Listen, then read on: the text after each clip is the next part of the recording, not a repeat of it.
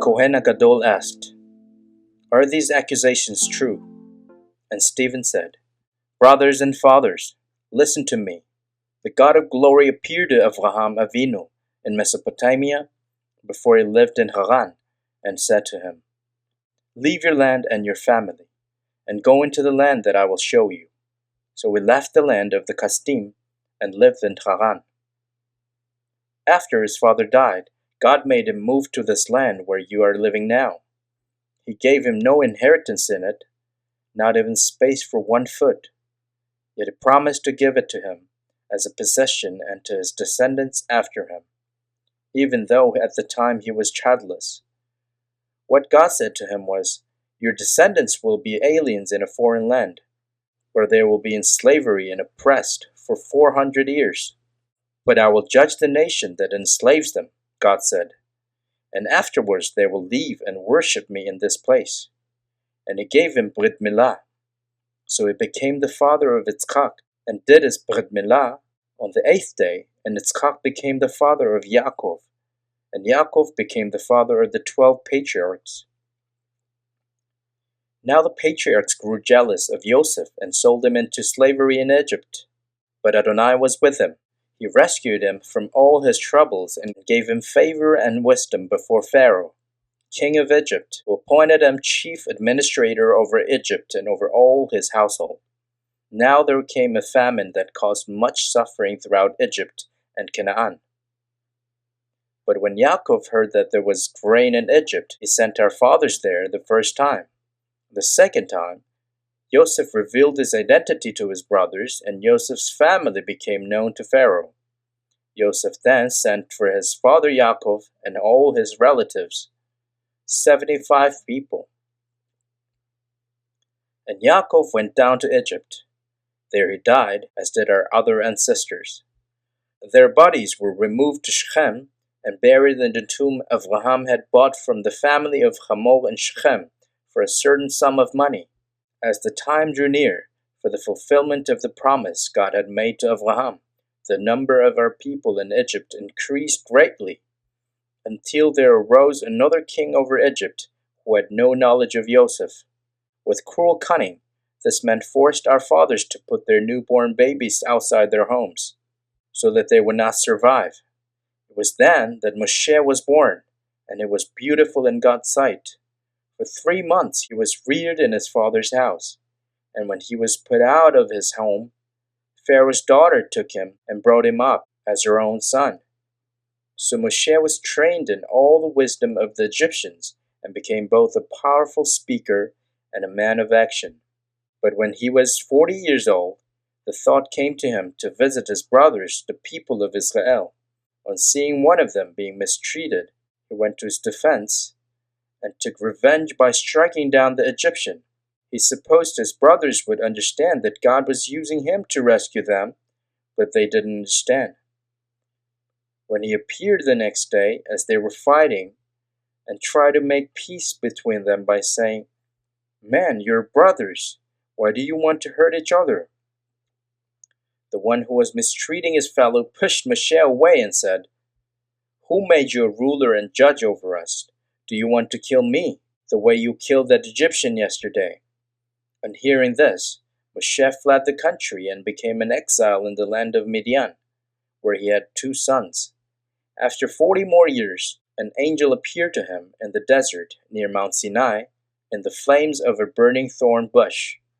When Moshe saw this, he was amazed at the sight, and as he approached to get a better look, there came the voice of Adonai. "I am the God of your fathers, the God of Avraham, Yitz'chak, and Yaakov." But Moshe trembled with fear and didn't dare to look. Adonai said to him, "Take off your sandals, because the place where you're standing is holy ground. I have clearly seen how my people are being oppressed in Egypt. I have heard their cry, and I have come down to rescue them. And now I will send you to Egypt." This Moshe, whom they rejected, saying, "Who made you ruler and judge?" is the very one whom God sent as both ruler and ransomer by means of the angel that appeared to him in the thorn bush. This man led them out, performing miracles and signs in Egypt, at the Red Sea, and in the wilderness for 40 years. This is the Moshe who said to the people of Israel, God will raise up a prophet like me from among your brothers. This is the man who was in the assembly in the wilderness, accompanied by the angel that has spoken to him at Mount Sinai, and by our fathers, the man who was given living words to pass on to us. But our fathers did not want to obey him. On the contrary, they rejected him, and in their hearts turned to Egypt, saying to Haran, Make us some gods to lead us, because this Moshe, who led us out of Egypt, we don't know what has become of him.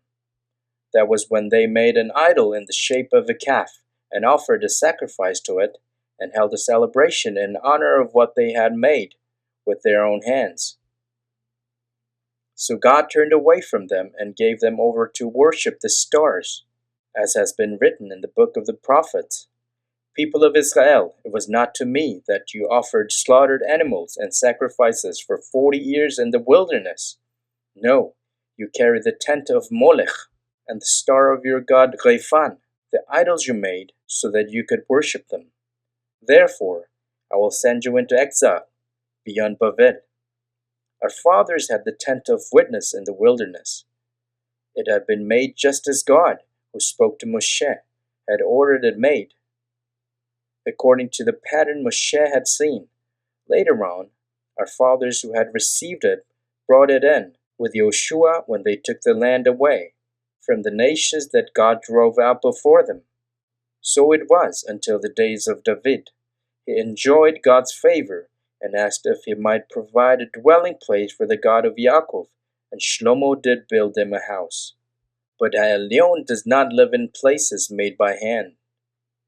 As the prophet says, Heaven is my throne, says Adonai, and the earth is my footstool. What kind of house could you build for me? What kind of place could you devise for my rest? Didn't I myself make all these things?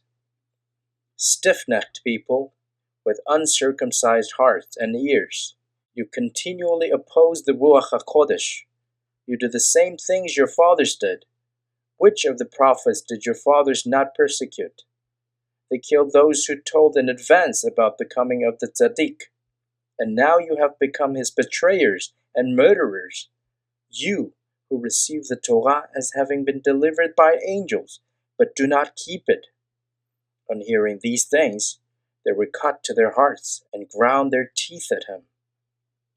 But he, full of the Ruach HaKodesh, looked up to heaven and saw God's Shekhinah, with Yeshua standing at the right hand of God.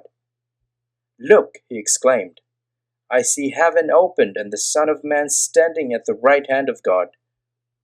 At this, they began yelling at the top of their voices, so that they wouldn't have to hear him, and with one accord they rushed at him, threw him outside the city, and began stoning him. And the witnesses laid down their coats at the feet of a young man named Shaul. As they were stoning him, Stephen called out to God, Lord Yeshua, receive my spirit. Then he kneeled down and shouted out, Lord, don't hold this sin against them. With that, he died.